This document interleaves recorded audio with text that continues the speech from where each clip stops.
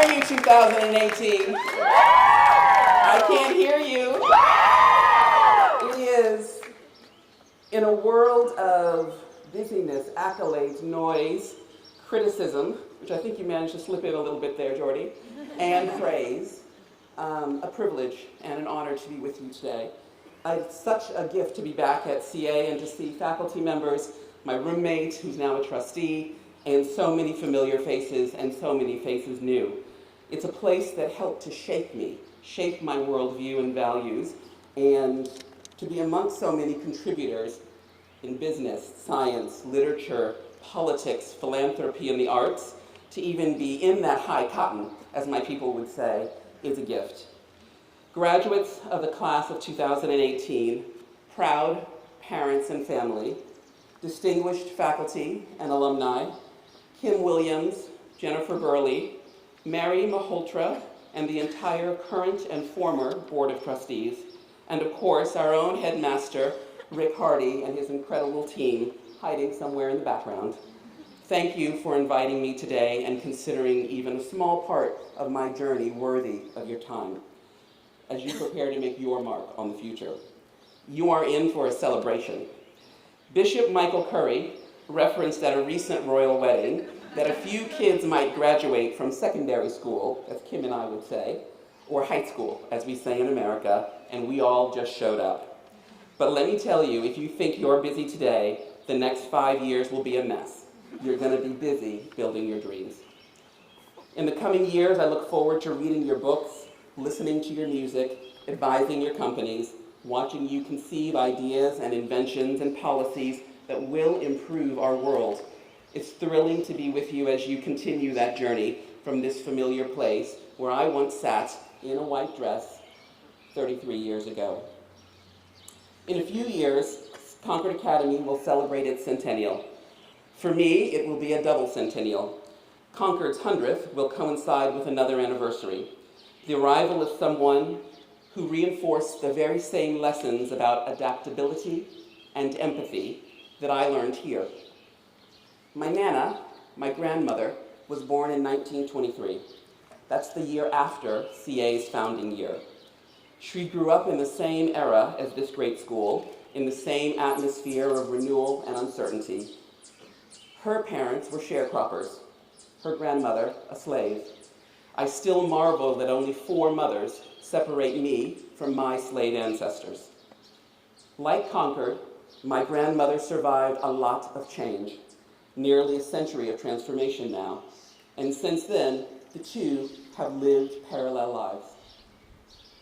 Born on a tenant farm in brutal tobacco farming, where every day more nicotine can be absorbed through your skin than perhaps a smoker might ingest, my grandmother couldn't have imagined or been more removed from the privileged existence that Concord's founders were creating for their daughters at that time.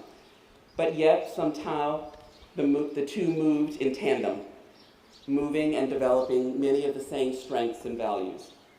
In the 1920s, everyone was into modernity. For the first time, more Americans lived in cities than on farms. Economies boomed, insulin was discovered, no different than the global urbanization that's happening at a global scale today. With one great war over, people felt free to earn and consume. The Harlem Renaissance transformed Black cultural identity in America and gave the world inspiring activism and art of many kinds. This period was one of rapid cultural change. Concord was then founding itself as an elite girls' school. But unlike other finishing schools at the time that perhaps were cloistered and a little bit prim, it stressed rigor, academic rigor, and an unabashedly progressive point of view. From the start, Concord wanted to be an intellectual and artistic haven for engaged, scholarly women. It wanted to develop alumna who could adapt, like chameleons, but be true to their essential selves, to the character that formed them. At first, the women who must have passed through this campus, no different than my grandmother, were focused on hard work and rigor. She was also, at the same time, learning adaptability.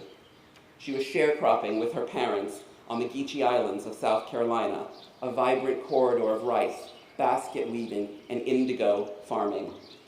The communities were brought from West Africa to work the coastal wetlands. She left school around 8 years old, not 18, as soon as she was strong enough to work. And while she was farming tobacco, she developed some of her greatest strengths, her resilience and her agility in times of change. The Geechee and the Gullah people were adaptable. They had to be. The land was precarious and tough, and as they pushed up and were pushed off of the marshlands, they learned to fish and to hunt and to farm tobacco.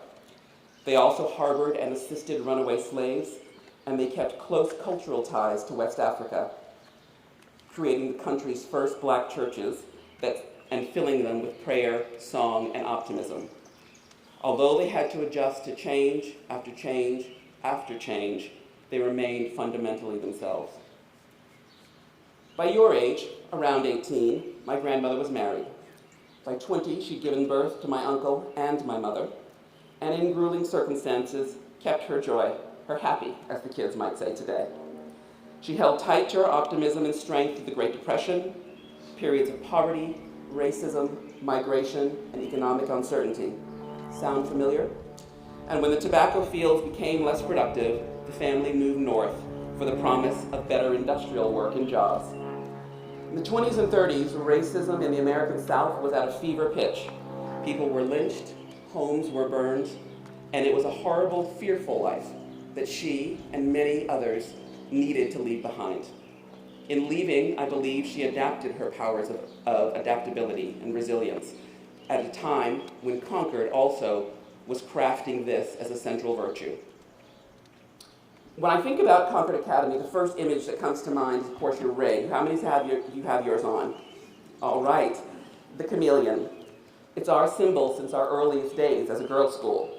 The first classes kind of got it right in choosing something that was adaptable when it contributes to our symbolism and value. I always know CA was a school in the women's tradition because we didn't have like a lion or a tiger or a cheetah as our symbol, right? We're just going to be really aggressive about it. We have a chameleon, almost invisible, changing with adaptability being its purpose. I do often think how fitting it is that this quiet, unassuming little creature can embody so many lessons that I've cherished and lived by. Like our own mascot or symbol, my grandmother is small and unassuming. She's also tough and flexible, and she's weathered many storms while keeping her eye on the arc of history, her eye on the horizon. She can see it that way because she trusts her experience and her ability to survive. That's why in human development with real people, strength and adaptability often give way to maturity and empathy. And it sounds from Rick's remarks that you all have been on a journey of a similar type over your 4 years at CA. In the lives of Concord and in my grandmother, this is exactly what happened next. Detroit, Cleveland. My grandfather worked in a factory, while my grandmother began a period of nurturing and growth. The tobacco fields were left far behind both of them, and she had 2 babies to raise and a brainy daughter who mystified her. She gave both of her children books and praised their curiosity. Meanwhile, Concord was undergoing a similar change. It was adopting a kinder, more modern approach to learning. And it was no coincidence that that empathy, that maturing of the school's ethos, is a reflection of its adaptability. Resilient people learn to look out for each other. And in the 40s, having established itself as one of the most respected regional girls' schools in the country, Concord Academy took the focus off rules. It took the focus off accolades. It abolished graduation prizes and rankings. It refused to stack and pit the girls against each other. It taught them to derive fulfillment fundamentally from scholarship, mentorship, and academic performance, their own worth, not a prize awarded to you. A tradition, as Rick rightly highlights, that continues to this day. For a German scholar or a Thai scholar, yes, you were here, and that's enough. The paths open to women then and now are changing, and Concord students have to prepare their voices, men and women, for the world. They were then adapting to new roles to be broader, bolder, and more self-sufficient than before. My grandmother, too, in some ways was completing her education. She was working as a maid, a domestic by then, teaching herself whatever skills she needed to know to do her job well, to become both beloved but also indispensable. During the expansionist period after World War II, my grandparents thrived. They joined a church and a building society. They bought a TV and a car. They sent my mother to university. My grandfather continued to work full-time, but the pay wasn't enough to afford a house, and so he started a building company on the weekends. He toiled and saved and was able to buy a large plot of land far outside of central Cleveland. And though their only money stretched just to the outskirts of the city, he built a large house with his own hands for his family and many others. One day, my grandmother was cleaning the home of a woman we will call Marion when a snowstorm hit. Cleveland's no better than Boston in that way. Marion was a kind and reliable employer, giving my grandmother gifts from now and then, purses, trinkets, small favors. And on that particular day, Marion offered to drive my grandmother home for safe passage through a real nor'easter. My grandmother declined the offer again and again. Something told her it wouldn't be wise. But Marion knew that the bus stop my grandmother took stopped short of my grandparents' house and that she still had to walk, and so she insisted on driving. She wanted to be helpful, no doubt. She expected her maid to live somewhere modest and perhaps run down because she hadn't seen the struggle that had gone into building their home. And as they drove up to the house, my grandmother gave the directions and guided her to the front. Marion pulled up to the house, a ranch-style home where my grandmother still lives, with a wide, generous garden. She looked confused. "You live here?" she asked. And then she fired my grandmother on the spot. "This house is almost as nice as mine," she said, "and if you live here, you don't need this job." I'm always baffled by that story, how little empathy or imagination Marion must have had. Wouldn't an ordinary person have been curious, maybe proud, asked a question? Her reaction, I believe, was not so much about class discomfort. It was about judging a working woman, and a black one, who dared to have a life or want a life as nice as her own. I wonder how many women from Concord's tradition struggled with that same attitude back then, this notion that you're aiming too high. Sometimes I say I get a little flat spot on the top of my head from being patted on the top so often, wanting things that weren't yours to claim.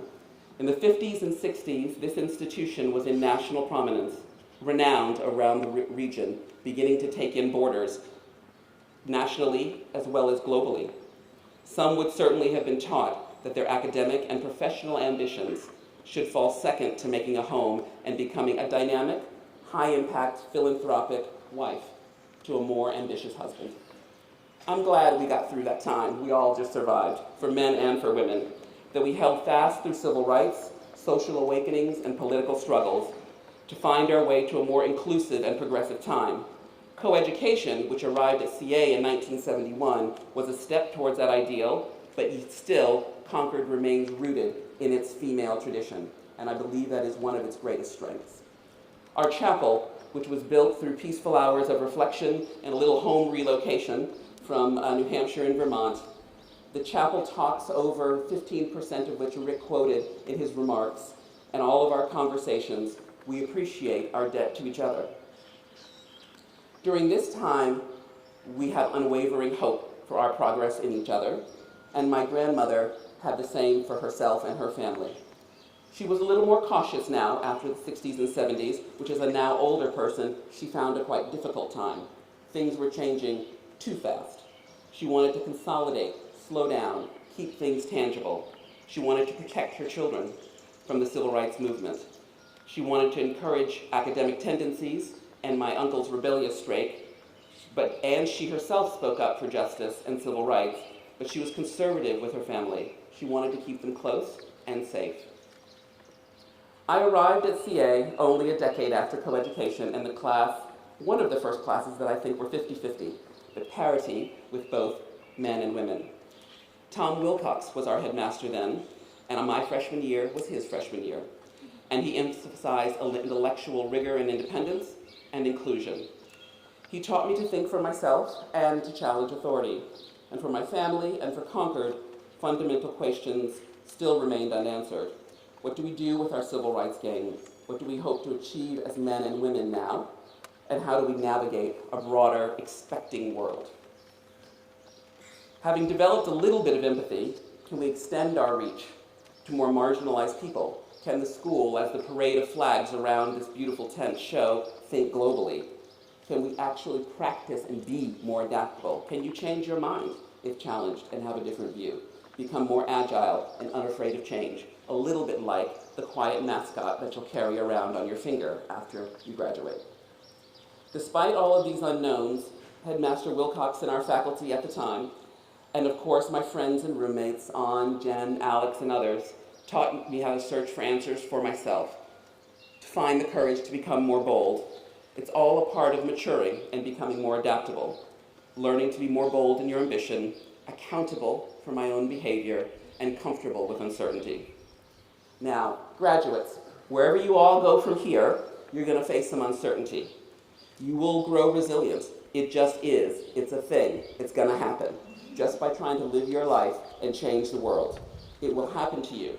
But the choice to be bold, the choice to have ambition, the choice to work at scale beyond what you can normally do, that's a choice you have to make. And I hope through that you also decide and are conscious of developing empathy. The power to imagine yourself in someone else's life, to walk in their shoes. It could lead you to treat them the way you might want to be treated, or put simply, it could lead you to take everything you learn in the world and try and do some good. I don't know for sure, but I might be the only office manager at McKinsey who regularly gets mistaken for the catering staff. I understand why this keeps happening over and over again. And sometimes it's frustrating. I know that this flaw in people's vision will pass in the long run. But in the meantime, I try to approach it as my Nana would. She wouldn't be insulted. She wouldn't get mad. She would roll with it. She'd remind me that catering is good, honest, hard work that requires talent. So I take pleasure in playing the role of someone else every so often. I introduce myself, I point our visitors to the coffee machines, I help them find the extra pens, and I point them to the correct member of my staff. I show that I'm not embarrassed by the mistake, and neither should he be, although we shouldn't make such assumptions again. It's a delicate thing, graduates. It's a delicate thing to express benign intent while also making people aware of their unfair gaze. At such times, I remind myself that I can either make my point or I can be kind. Now, I'm happiest as a CA grad when I get to do both. But if I can't, if I have to choose, I choose to be generous and kind. Imagining yourself in someone else's shoes has power.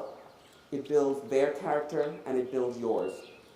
Practicing empathy, behaving as you believe you should, ensures that as we adapt, we don't compromise our values, that we genuinely are who we say we are.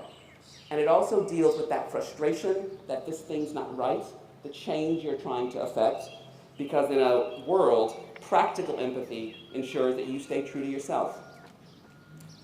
I've kept close to my essential art self in many ways through my marriage, raising of my children, Noah and Gabriel, and also through a passion through arts and philanthropy. I developed that further at Concord. I used it to strengthen my ties to art and culture. And I did end up going to Harvard, but that was only because my father wouldn't pay for RISD, the Rhode Island School of Design. I can hear in the back row, there are things that support that view. And through that, I fell in love with Elizabeth Catlett's personal journey and her moving depictions of African American life, the poignant way she captured the dignity and strength of Black women while in exile in Mexico. Sharecropper, her etching of a field worker with a glorious straw hat, reminds me of my Nana, my grandmother. Elizabeth Catlett's art is an example of empathy at work. It has power, and is one of the many reasons that I support the arts in the public sector. Good artists, good actors, first try to experience the lives that they recreate through their art. They immerse themselves in the culture, they do their homework before they depict it on canvas, on the page, or on the stage. They practice empathy with imagination, and the result soars. It isn't surprising then that failures of imagination, failures of empathy, also jar us. A bad novel doesn't understand its character. A bad movie has no heart. A bad actor is not putting in the effort. Concord Academy makes the point of putting limits on our adaptability as well. It reads, even when a chameleon changes its color, it remains a chameleon. So like a good artist, chameleons don't just flip and change and choose from an array of colors because they feel like it.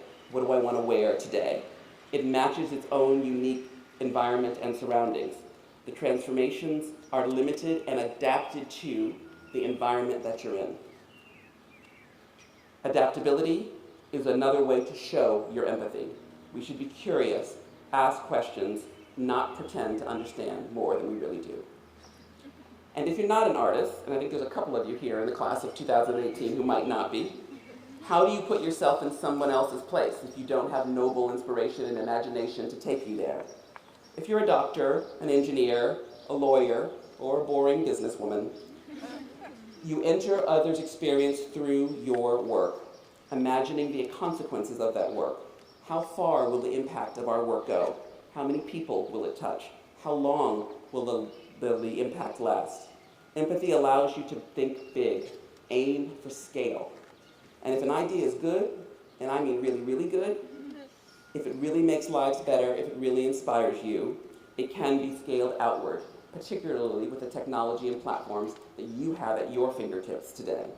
Empathy means aiming for something bigger than a single outcome. And only then can you create change, not just adapt to it.